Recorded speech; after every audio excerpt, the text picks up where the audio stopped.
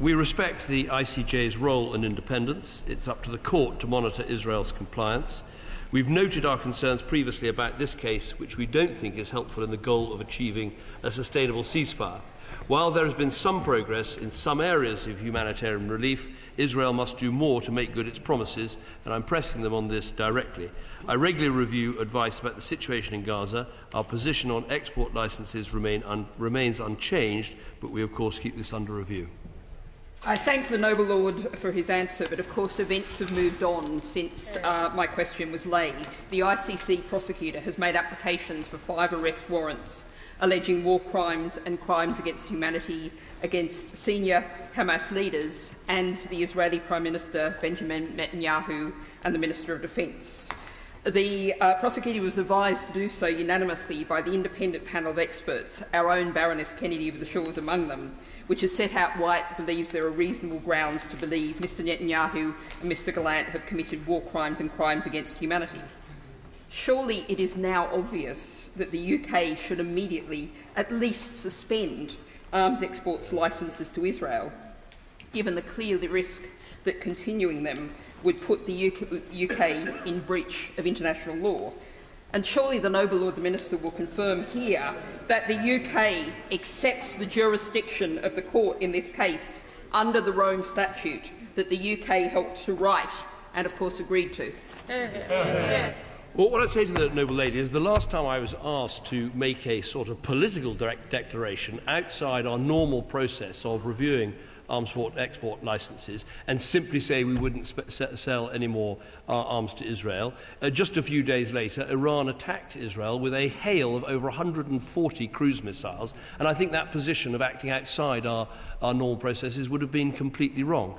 But let me answer very directly on the ICC and the announcement yesterday. I mean, I don't believe for one moment that seeking these warrants is going to help get the hostages out, it's not going to help get aid in, and it's not going to help deliver a sustainable ceasefire. And as we've said from the outset, because Israel is not a signatory to the Rome Statute and because Palestine is not yet recognised as a state, we don't think that the court has jurisdiction in this area. But I would go beyond that and say, frankly, I think this is mistaken in terms of position, in terms of timing, in terms of effect. To draw moral equivalence between the Hamas leadership and the democratically elected leader of Israel, I think is just plain wrong. And I think it's not just Britain saying that. Countries all over Europe and all over the world are saying that. On timing, I'd make the point to the Lordship's House that the ICC was about to embark on a visit to Israel, which some of us had helped to arrange, and at the last minute decided to cancel that visit and simply go ahead with its announcement. Now, it's not normally for the ICC to think about the effect, but as it clearly thought about the timing, maybe it should also think about the effect. And as I've said, it's not going to help get the hostages out, and it probably makes change in Israel less likely. Can I also say, would he agree that if we and the West were to suspend arms sales, it would allow Hamas the opportunity to regroup and return to the destructive and ghastly behaviour they witnessed on October the 7th? Thank my noble friend for that question. I mean, obviously Britain and America are in completely different situations in terms of arms exports to Israel.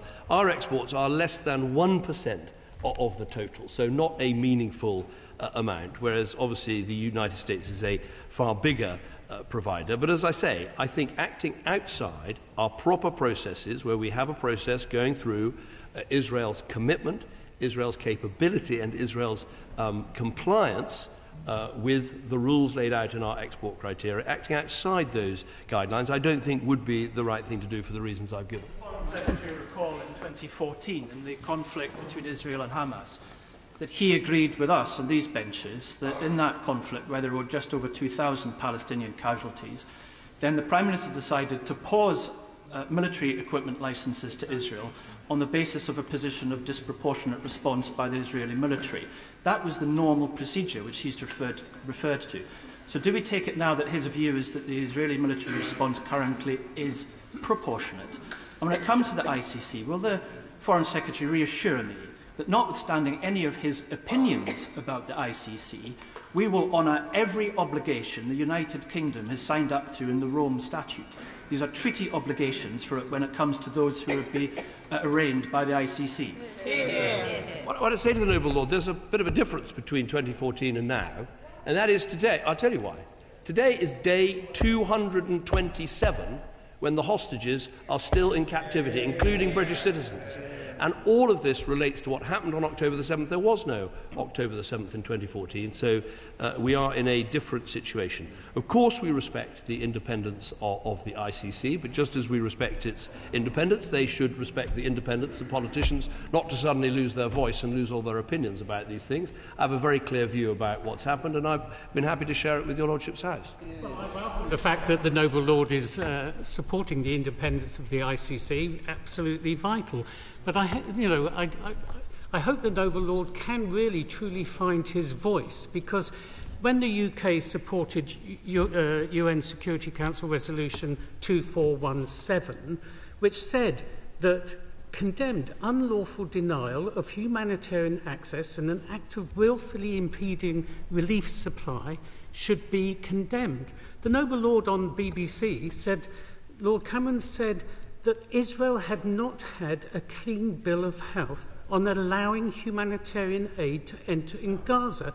Does he accept Israel is in breach of that resolution? And if he does not he think that is a breach of international humanitarian law? The noble lord is absolutely right. I did say, and I repeat again, we've far from given Israel a clean bill of health on this issue. Not enough has been done to get aid in. We've had some recent promises which are encouraging, about 500 trucks a day, about the opening of Ashdod port, about the new pier adjacent to the beach in Gaza. And some of those promises are being fulfilled. Ashdod is open, the pier is working, and aid is being delivered, including British aid. But some of the promises are not being kept, and no one, I think, has been tougher on the Israelis than me in direct call after call and message after message about having to meet their obligations. So we haven't given them a clean bill of health, but that is a world of difference between that and actually issuing arrest warrants at the same time as you are for Hamas, and drawing this moral equivalence. And it's not just the UK that takes this view. The United States has said that simultaneous applications for arrest warrants gives the false impression of equation. Sorry, that was the Germans. The Americans have called it outrageous. The Italians have called it totally unacceptable. The Austrians have said the fact that the leader of a terrorist organisation, Hamas, whose declared goal is the extinction of the State of Israel, is being mentioned at the same time as the democratically elected representatives of that very state, is non-comprehensible.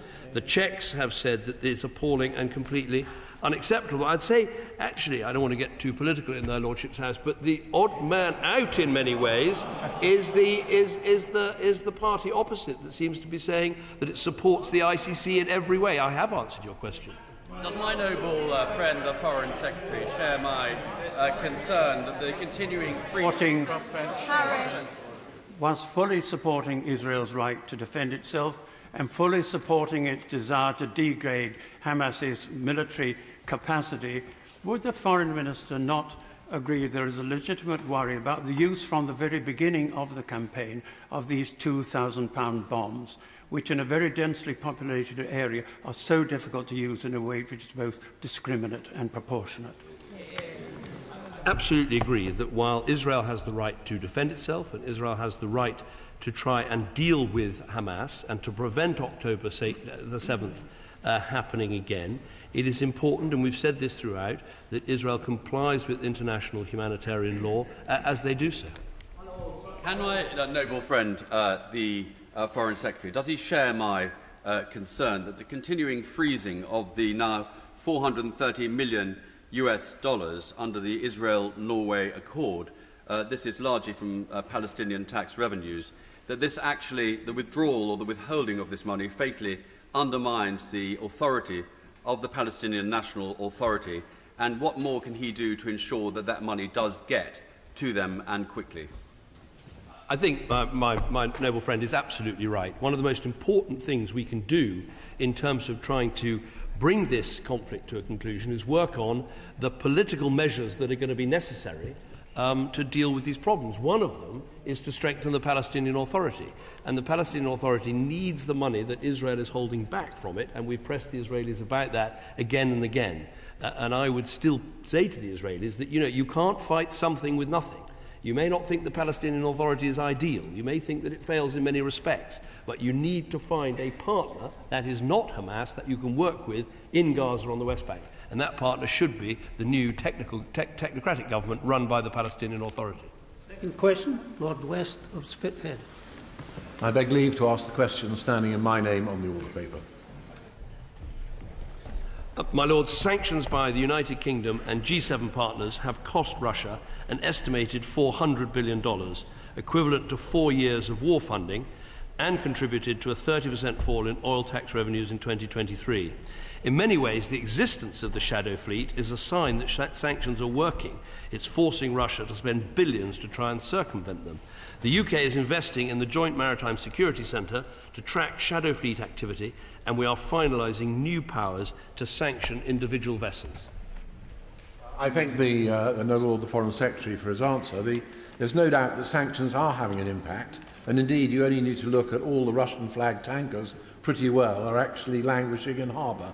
That's why they've had to have this shadow fleet. But my question really relates directly to that shadow fleet.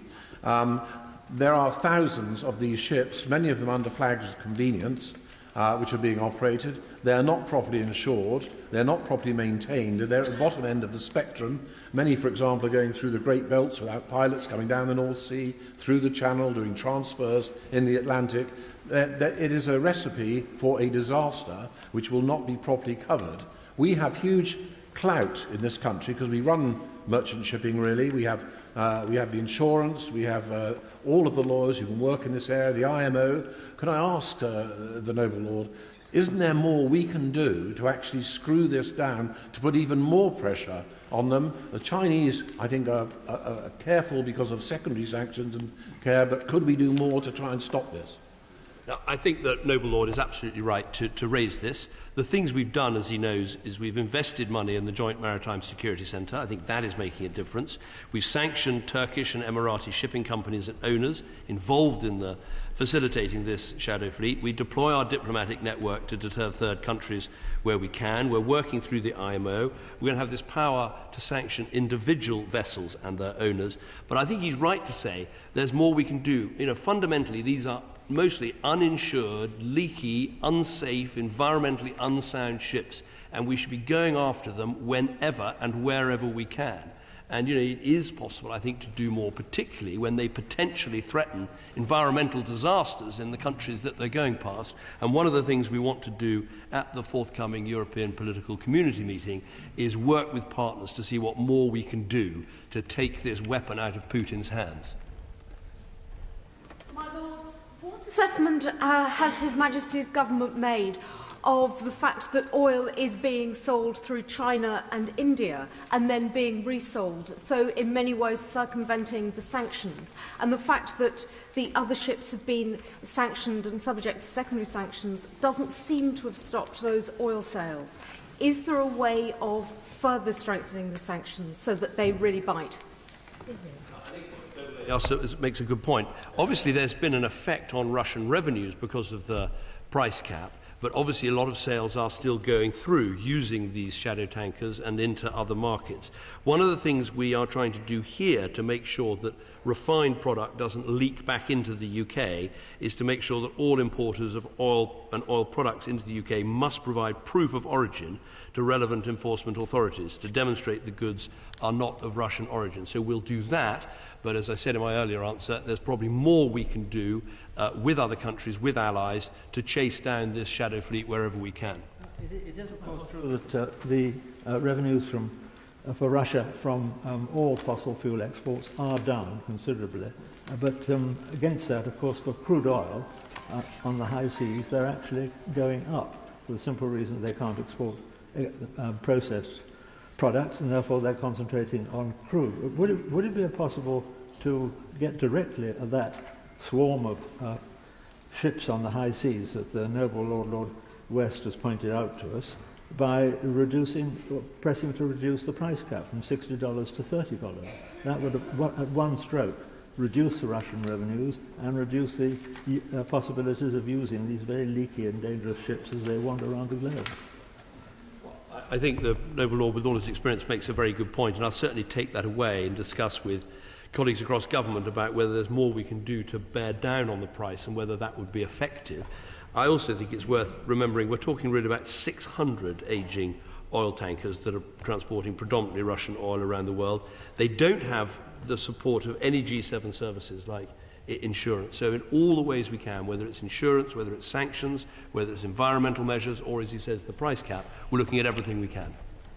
My Lords, can I return to an issue that we have raised before, which sort of slightly leans on from sanctions, and that's the efforts that have been made, I think, have to be accelerated in order to get interest from frozen Russian assets that we can then channel into Ukraine. Now, he's pointed on numerous occasions to the importance of international collaboration on this issue.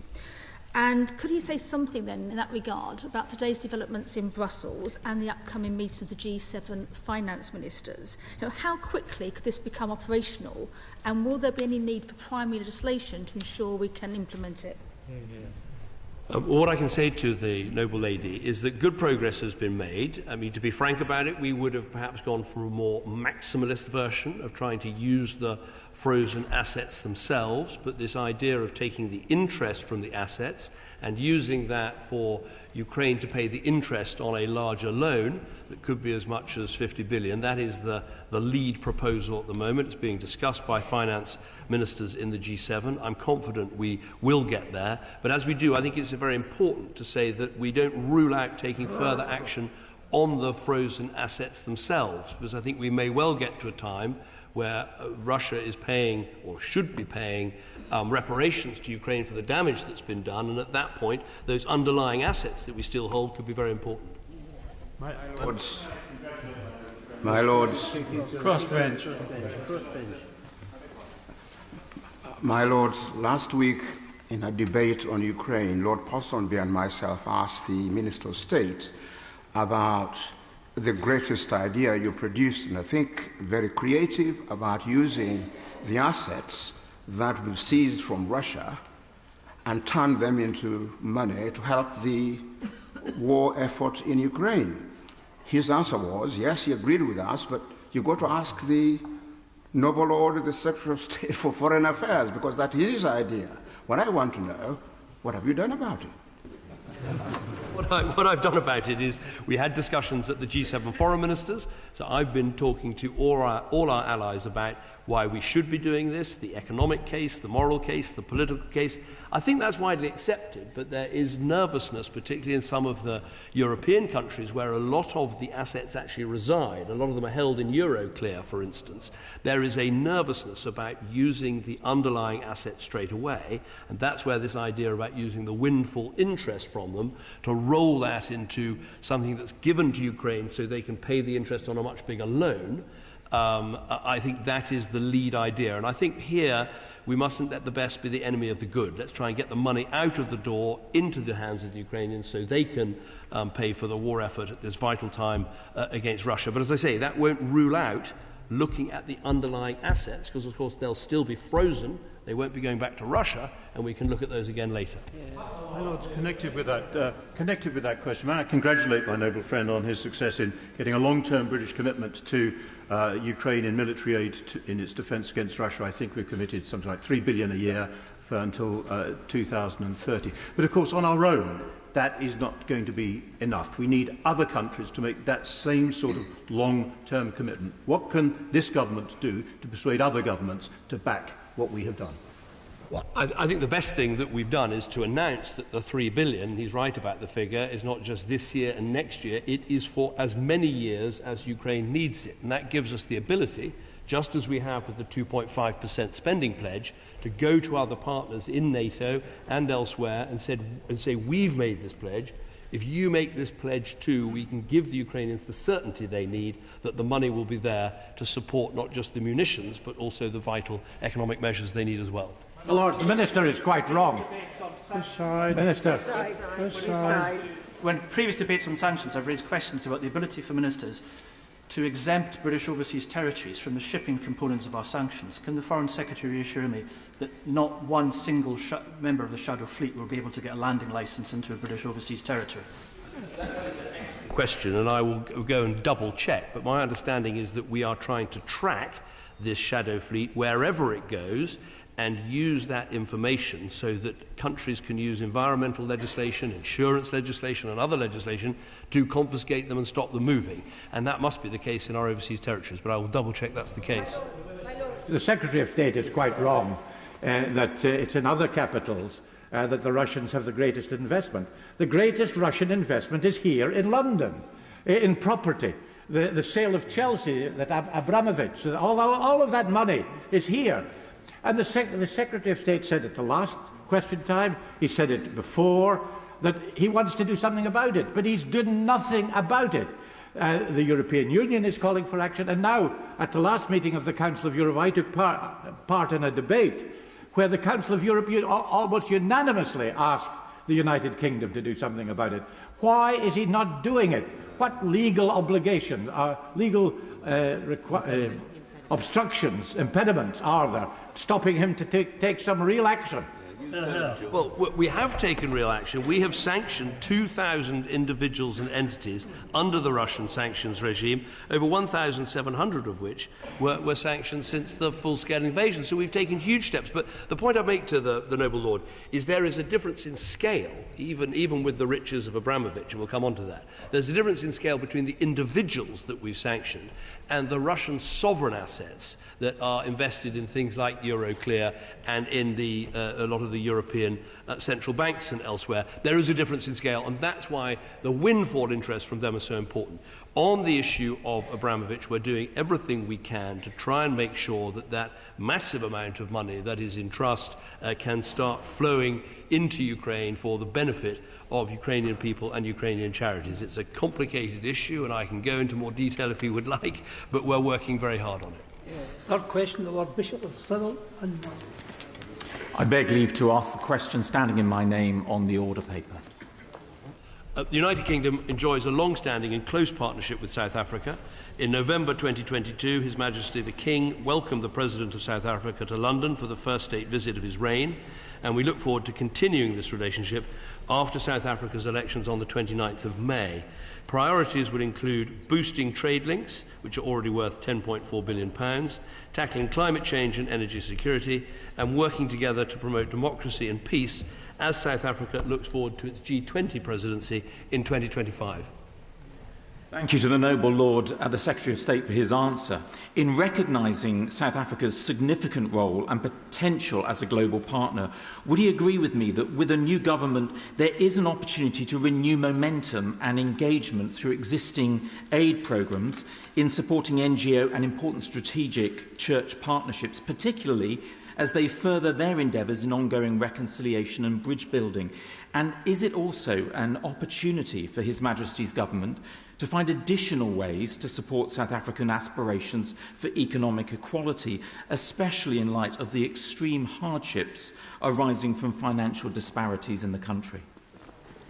I definitely think that every new government is an opportunity to start the partnership afresh and see what more can be done. We have to wait for the outcome of the elections in South Africa. I'd say the most promising avenues, I think, are in terms of trade, and particularly on climate change and energy, where the Just Energy Transition Partnership is in place with South Africa. I think, frankly, the other thing, having been to South Africa relatively recently, where we need to help them, is in the fight against corruption and the fight against state capture and the problems they've had, particularly in their energy system, which have led to the blackouts and the difficulties that they've been having. My Lords, at the United Nations, in stark contrast to South Africa politics under Nelson Mandela, South Africa has increasingly voted with the so-called axis of resistance as it relates to the wars either in Ukraine or Gaza. So the signing of the cooperation deal between South Africa and Iran last year shows a clear shift towards Russia, Iran and China. So will the Foreign Secretary ensure that HMG makes clear to the South African government that this shift is both undesirable and unhelpful? Well, as I say frequently in speeches, we're living in a very competitive and contested world, and so it's even more important than ever that foreign ministers and our diplomats get out there and compete and make the arguments why Ukraine is in the right and Russia is in the wrong, why there should be alternatives to investment in South Africa and elsewhere from the United Kingdom and Western partners rather than just China. We have to get out there and make those arguments. I agree with what he says about some of the recent South African stances. I think in any comparison between the liberation movement in South Africa and what Hamas represents in Israel, I think are well wide of the mark. I can't believe that Nelson Mandela would ever have supported anything like what Hamas did on October the 7th. And when he's prayed in aid, it makes me wonder. My Lords, 30 years ago, where they had the first free democratic elections in South Africa, most of us watched those scenes on TV with a huge amount of emotion as people queued for hours outside polling stations to exercise their democratic votes. And many of us are quite envious that they have elections in May this year, and we may have to wait a little longer. Can I put to him, though, that the relationship between the two countries, whether we agree or disagree, transcends elections and governments, and we should have in place a framework that allows for honest, genuine dialogue, whichever governments are in power. The Noble Lady is absolutely right, and we do have a framework of cooperation. We do have a close partnership, and I've met with my South African opposite number in February of this year. The only point I was making is obviously when you're thinking about how you try and build those partnerships, it's often easier it's often more difficult to build them in the run-up to an election. Obviously, the South Africans are very close to their election, and so I think waiting for that election and the new government, whatever it may be, will be a good opportunity to re-engage on our shared agenda. My Lords, would the Foreign Secretary share my regret that notwithstanding the state visit by President Ramaphosa, over recent years, the relationship between the UK and South Africa, both politically and economically, has declined significantly, with the value of UK exports less than a third of what they were when he himself was Prime Minister. Will he take steps to help show we value the relationship with South Africa by urging the Prime Minister to visit South Africa following their elections, and by himself accepting the invitation to attend the service of Thanksgiving and commemoration for 30 years of democracy in Westminster Abbey on July the 16th? Well, I'll certainly look at my diary for July the 16th. I think that might be the week of the EPC, so I think we're going to be extremely busy welcoming about 50 heads of state and foreign ministers to the UK, but I'll have a look at that. What I would say to him is, look, we do work hard at this relationship. Obviously, one of the things where it went into reverse in some regards was during the period of President Zuma and the problems of state capture, when I think quite rightly Britain sanctioned a whole series of individuals involved in that episode, and President Ramaphosa has been trying to recover from that. And I think that's why I said in my answer to the Right Reverend Prelate, we should be trying to help South Africa deal with some of the things that took it backwards under President Zuma, and see if we can't help them deal with them. My Lords, the Foreign Secretary will no doubt have noted with concern the growing relationship between South Africa and Iran. Could he tell the House what his assessment is of the potential threat from that axis? To Iran, I mean, it is obvious when you look in their region, they support Hamas, they support the Houthis, they support Hezbollah, they support a whole series of malign actors that are responsible for terrorist attacks, for attacks on navigation, for destabilization. And so while it's important that we try and have a dialogue with Iran and deliver to them some very tough messages, it's quite clear of their influence in the region is malign, and we make that clear at every available opportunity. It's a pleasure, if I may say, to be addressing the former MP for Witney. I think I've taught in South Africa, in Witwatersrand, and I think that one of the important aspects of this is not so much diplomatic or political, but our soft power. the links between South African universities and British universities were very, very powerful, and people were well aware of them when I was there. For reasons we heard in, in an earlier debate, the numbers of graduate and undergraduate students has declined from South Africa, and I wonder if the Foreign Secretary has thought as how this could be improved.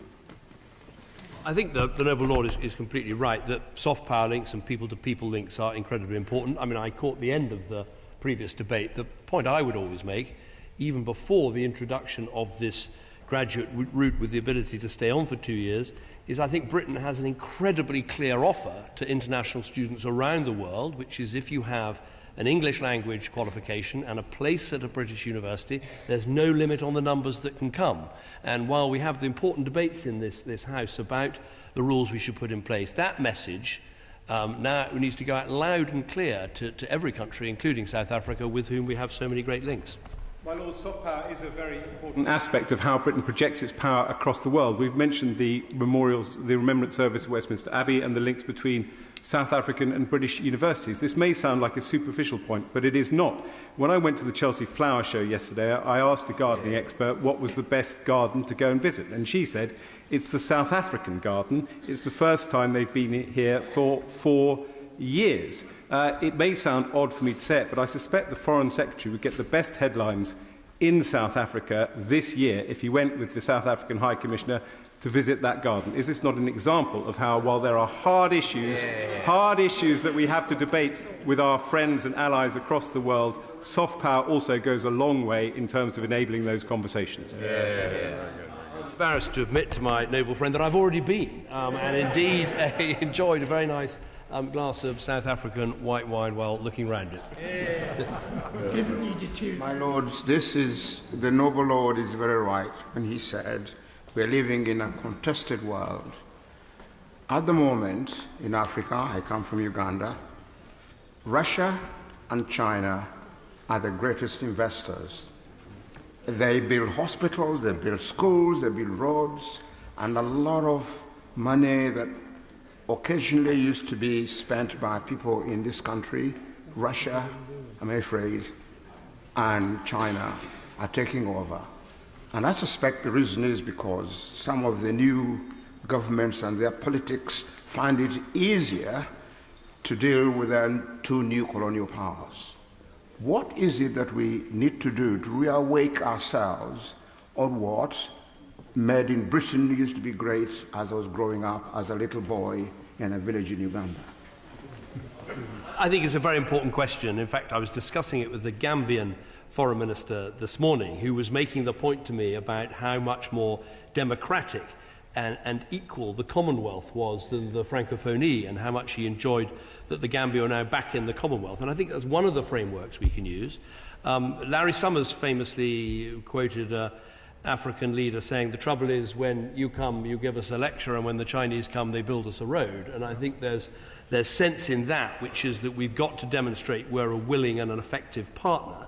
And perhaps particularly when it comes to this Russian threat, is we need to show that the UK can be a very effective security partner in helping to build capacity in countries that want it. And I think that should be, particularly in the Sahel perhaps, a real approach that we can give some attention to.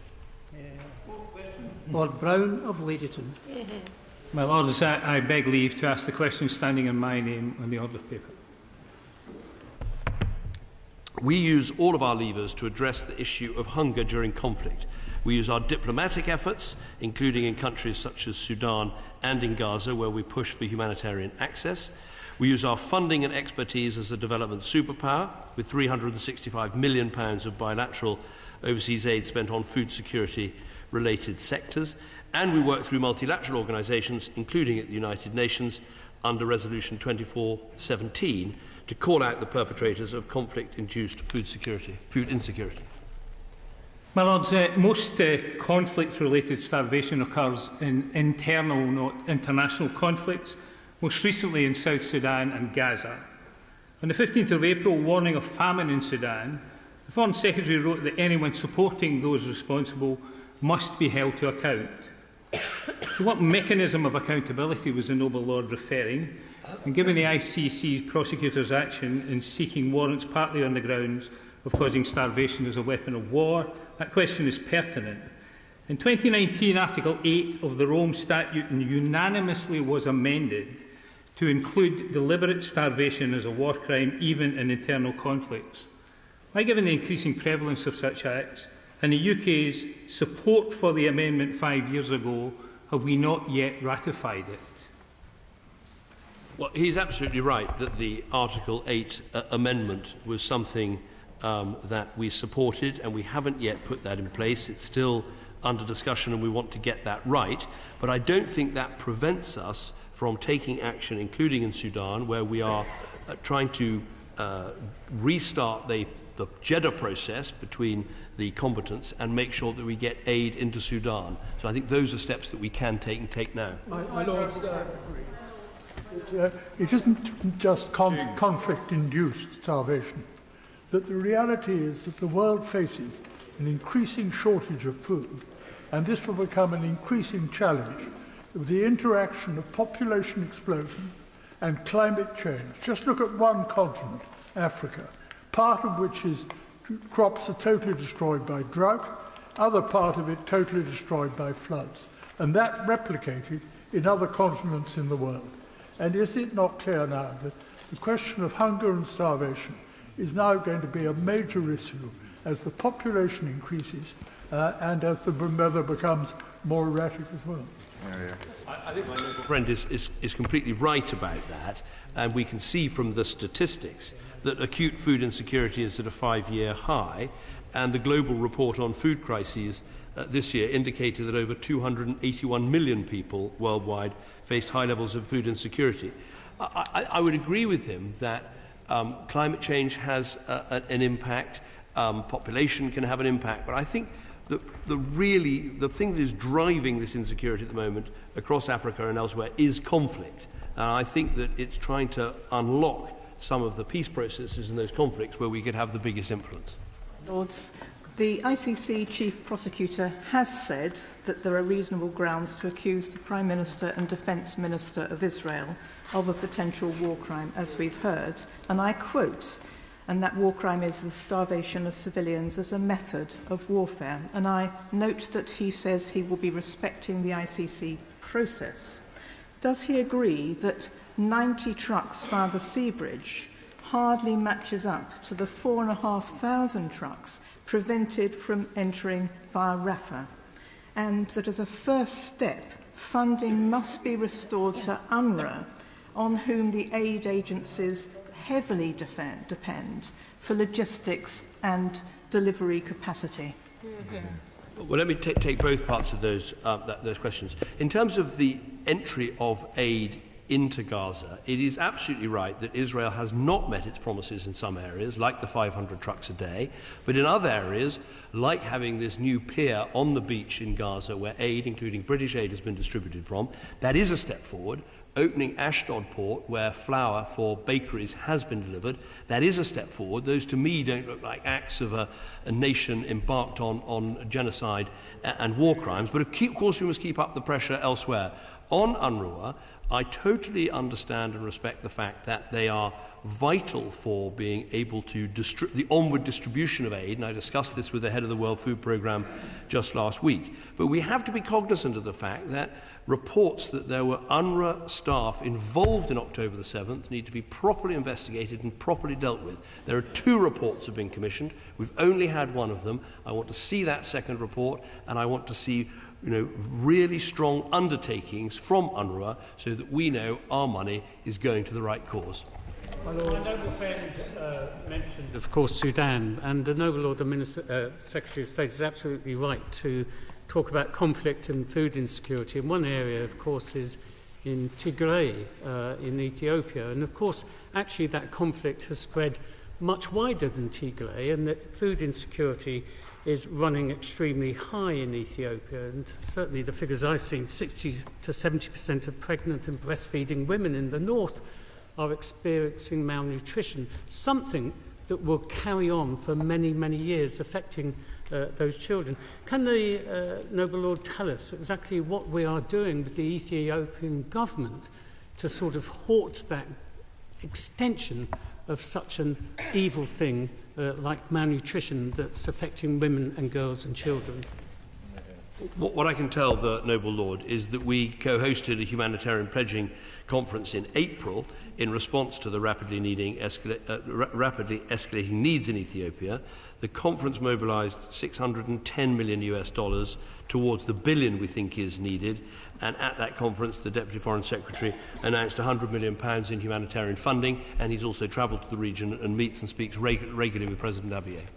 My Lords, following on from what the Foreign Secretary said about Sudan, this is truly the forgotten crisis, with 25 million people displaced, 25 million also with humanitarian aid needed, and 1.8 million fleeing into surrounding countries. Does he share my concern that with the crisis moving from Darfur to Sudan's arable farming area, the Al Jazeera province, this will lead to even more food insecurity and refugees? My Lords, with Europe facing its own refugee crisis, including the Channel crossing disasters, would you agree with me that this does underline the need for these migrant crises to be dealt with upstream and at source? So will he redouble the diplomatic and humanitarian efforts? I think the Noble Lord makes an extremely good point. There's something like 9 million people have been displaced in the Sudan conflict, which, puts other refugees crises into perspective in terms of its scale. There are 18 million people who are acutely food insecure, 5 million of whom we believe are in an emergency situation. What we need to happen is the Jeddah political process to get going. Both the SAF and the RSF are both at fault in the attacks that they're making on each other and the destruction they're bringing to that country. And he's also completely right to say that all of the efforts we make to stabilise these situations, to provide aid and to help, are all good and right in themselves. They're moral acts by a country that believes in playing a moral role, but they're also acts that help to create our own security by preventing large-scale movements of people. And I think it's very important we frame them in both those contexts. My Lords,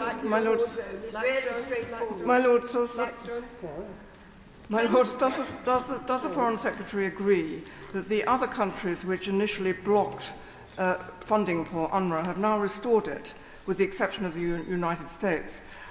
Why not the UK restore as well, given the urgency to get UNRWA working again and delivering the aid that is so desperately needed by starving members of the Gaza population? I thank the Noble Baroness for her question. I think I'm right in saying that our pledges to UNRWA in the past already take us up to something like the end of May. So UNRWA is not short of money on our account, and they've also had additional funding from other countries. As I say, I want us to be meticulous on behalf of our taxpayers and on behalf of all those, including myself, who are concerned about the fact that UNRWA staff did take part on October the 7th. There was the Kelowna report, which we've seen, but there's the Office of Independent Oversight report, which we've not yet seen. I want to see that report, and I want Philip Lazzarini, who runs UNRWA, to make very clear statements about how that organisation is going to be run in future, so that we can have confidence that our funding won't just deliver aid, but will also help to deliver an organisation which is truly impartial. I think it's this side. This side. My Lords. I think it's this side. Thank you. My Lords, the Noble Lord said earlier, when he talked about Gaza and food entering, that and he said it month after month of that dispatch box, that Israel must do more. We've seen that they haven't done more, and he referred to the temporary port that's been built. And also, of course, there have been droppings by sea. We've seen that they are not fit for purpose, where people have been killed actually trying to access food that have been dropped from the air. So can I ask him the fact that the Rafah crossing has been closed now for 17 days, a vital crossing for the majority of aid to get through. There are thousands of trucks just kilometres away, waiting to deliver food. Can I ask him again, what pressure is he putting? What diplomatic efforts are taking place to ensure that some of these crossings now can ensure that people will not starve to death waiting for food that's on the other side of a crossing? Noble Lady, is two things. First of all, on the Rafah crossing, that closed when the Israelis took over the Gazan side of the Rafah crossing, and there is a dispute now between the Egyptians, who have closed it, and on the other side, and the Israelis on the Gazan side. Now, I don't want to apportion blame. All I know is that they are talking to each other, and the Americans are working extremely hard to try and bring them together to get a solution. We need Rafah open. But where I would take issue with her is, yes, I'm the first to say that Israel has not done as much as is needed, but it's not true to say that they've never responded to pressure. We asked them to open Kerem Shalom, they opened Kerem Shalom. We asked them to open a crossing in the north, Erez is now open. We pushed them again and again on the opening of Ashdod port, that is now open. Not as many ships as I'd like, but we've got the UK involvement in the Cyprus maritime corridor.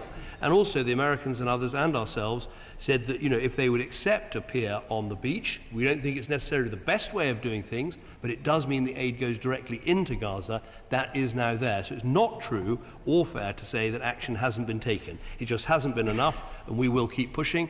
I'm speaking to Minister Gantz in about half an hour, and I'll be having another good go then.